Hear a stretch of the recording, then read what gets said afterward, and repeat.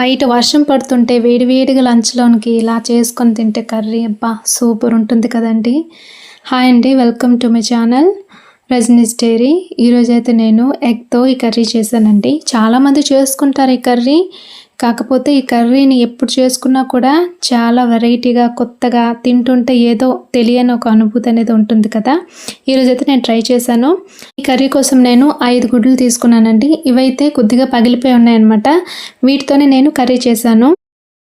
ఈ కర్రీని నేను మొదటిసారి చేసినా కూడా ఇంత బాగా వస్తుందని నేను అసలు ఎక్స్పెక్ట్ చేయలేదు, కానీ ఎంత బాగా వచ్చిందంటే అంత బాగా వచ్చిందనమాట. వీటి కోసం నేను ఒక పెద్ద సైజు ఒక 3 ఉల్లిపాయలు ఇలా ఫైన్గా కట్ చేసుకున్నాను. అలాగే 3 టమాటాలు కూడా కట్ చేసుకున్నాను ఫైన్. ఇప్పుడు స్టవ్ మీద కడాయి పెట్టి ఒక 3 టేబుల్ స్పూన్స్ ఆయిల్ వేసుకుందాం. ఆయిల్ వేసుకొని వేడెక్కాక ఒక 2 లవంగాలు, చిన్న దాల్చిన చెక్క, ఒక యాలకు వేసుకున్నాను. వేసుకున్నాక కొద్దిగా వేడయ్యాక ఉల్లిపాయలు కట్ చేసుకున్నాం కదా, ఉల్లిపాయలు కూడా అందులో వేసేసుకున్నాం. అలాగే 2 పచ్చిమిర్చి, కొద్దిగా కరివేపాకు వేసుకొని బాగా ఫ్రై చేసుకున్నాను అనమాట. ఇప్పుడు ఎగ్స్తో కర్రీ చేసినా కూడా కొద్దిగా ఎగ్స్ అనేవి నీచు వాసన రాకుండా ఉండడానికి కొద్దిగా పుదీనా కూడా వేసుకున్నాను అనమాట. ఇది ఆప్షనల్, ఇది ఎవరైనా వేసుకోవచ్చు లేదంటే స్కిప్ చేసుకోవచ్చు. దాని తర్వాత ఉల్లిపాయలు అన్నీ కూడా ఫ్రై అయిపోయాయి కదండి. ఇప్పుడు టమాటో ముక్కలు కూడా అందులో వేసేసుకొని బాగా ఫ్రై చేసేసుకోవాలి. ఫ్రై చేసుకున్న తర్వాత మూత పెట్టి కాసేపు మగ్గించుకుంటే టమాటాలు చక్కగా మగ్గిపోయి చూసారా. ఇలా మగ్గించుకున్న తర్వాత మరి కాస్త మనం ఫ్రై చేసేసుకోవాలి. టమాటాలు అంతా కూడా చక్కగా మగ్గిపోతేనే కర్రీ అనేది, ఈ ఫ్రై అనేది చాలా బాగుంటుంది. ఇప్పుడైతే ఒక స్పూన్ అల్లం వెల్లుల్లి పేస్ట్ వేసుకుని పచ్చివాసన పోయేదాకా బాగా ఫ్రై చేసుకోవాలి. మరి కాస్త ఫ్రై చేసేసుకుంటే పచ్చివాసన అనేది పోయి గ్రేవీ లాగా దగ్గరగా చాలా బాగా వస్తుందన్నమాట. ఇలాగా ఫ్రై అయిపోయిన తర్వాత తగినంత ఉప్పు, పసుపు, కారం, 2 టీ స్పూన్ల ధనియాల పొడి వేసేసుకొని మరి కాస్త ఫ్రై చేసేసుకోవాలి. ఈ స్పైసెస్ అన్నీ వేసేసుకున్నప్పుడు ఏంటంటే మనకి ఆ ఉల్లిపాయ టమాటా అంతా కూడా దగ్గరగా పట్టి ఆ కర్రీ అనేది ఇంకా బాగా వస్తుంది. కాబట్టి ఒక 2 మినిట్స్ అలాగ మనం ఫ్రై చేసేసుకోవాలి. సిమ్లో పెట్టేసుకుంటే మనకి అడుగు అనేది అంటుకోకుండా ఉంటుందన్నమాట. ఇలా ఫ్రై అయిపోయింది కదా, చక్కగా దగ్గరికి అయిపోయింది చూసారా. ఇలా ఫ్రై అయిపోయిన తర్వాత కొద్దిగా వాటర్ వేసేసుకోవాలి. మరీ ఎక్కువ వేసేసుకోవద్దు, ఎందుకంటే ఇందులో మనం ఎగ్స్ వేసేసుకుంటాం కాబట్టి వాటర్ కొద్దిగా ఒక చిన్న గ్లాసు వాటర్ అయితే సరిపోతుంది. వేసుకున్నాక బాగా ఉడికించుకోవాలి. ఉడికించుకున్నాక వాటర్ అనేది సగానికి సగం ఇంకిపోతుంది. ఆ స్టేజ్లో మనం కొత్తిమీర వేసేసుకుందాం.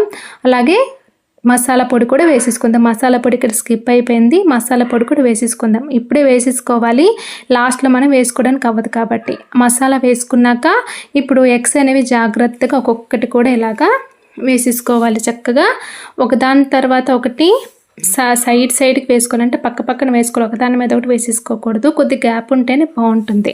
వేసేసుకున్న తర్వాత మూత పెట్టుకొని ఒక్క 10 మినిట్స్ వదిలేస్తే మనకి ఇలాగా ఆమ్లెట్ లాగా ఎంత చక్కగా వచ్చింది చూస్తారు. అవన్నీ కూడా మనం టర్న్ చేసుకోవాలి. ఒక్కొక్కటి కూడా జాగ్రత్తగా టర్న్ చేసుకోవాలి. ఏ ప్లేస్లో ఉంటుందో ఆ ప్లేస్లో అలాగా టర్న్ చేసుకొని అన్నీ కూడా సపరేట్ చేసుకోవాలి. చూసారా, సపరేట్ చేసుకోగానే చక్కగా వచ్చిందో. అన్నీ కూడా అలాగా టర్న్ చేసుకున్నాం కదా.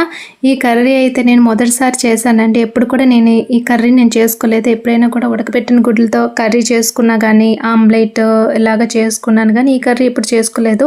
ఒకసారి చేసి చూద్దామని నా స్టైల్లో నేను చేశాను, కానీ ఇంత బాగా వస్తుందని అసలు ఎక్స్పెక్ట్ చేయలేదు.